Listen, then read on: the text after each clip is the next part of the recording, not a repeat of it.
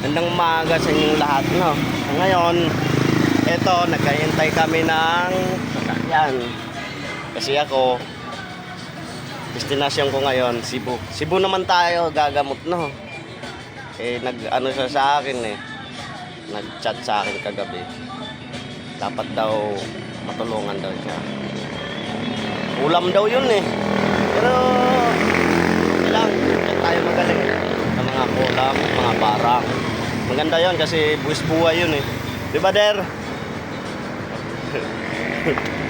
Kaya, ang destinasyon namin ngayon,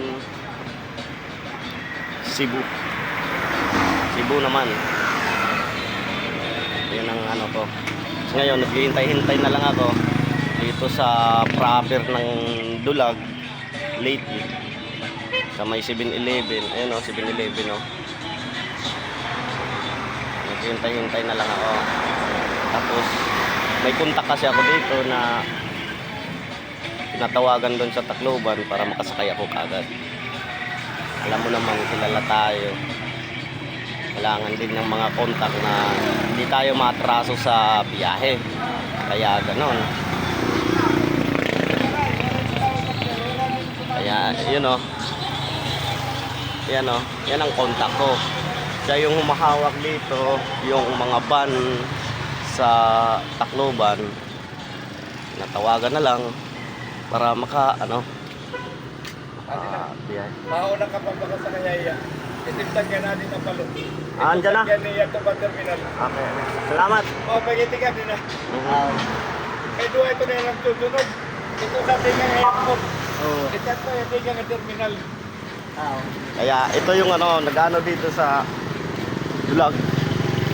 Makakasakay na daw. Papunta na daw dito. Kararating ko lang dito. Nakita ko.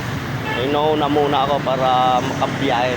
Kasi alam niya kasi na pasyente kasi yung dinadayo ko. Kaya ganun. Ito naman sila. Si Sander. Dito lang yan. Si Hilot. Gagamot na at saka si Jerry, shout out sa'yo, Jer.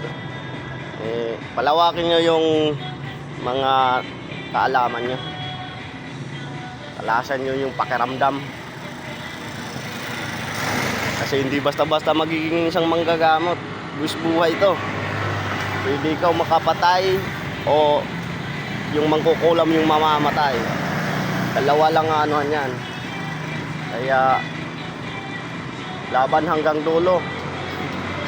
Der? Sige Yung destinasyon ko, Cebu. Maraming salamat.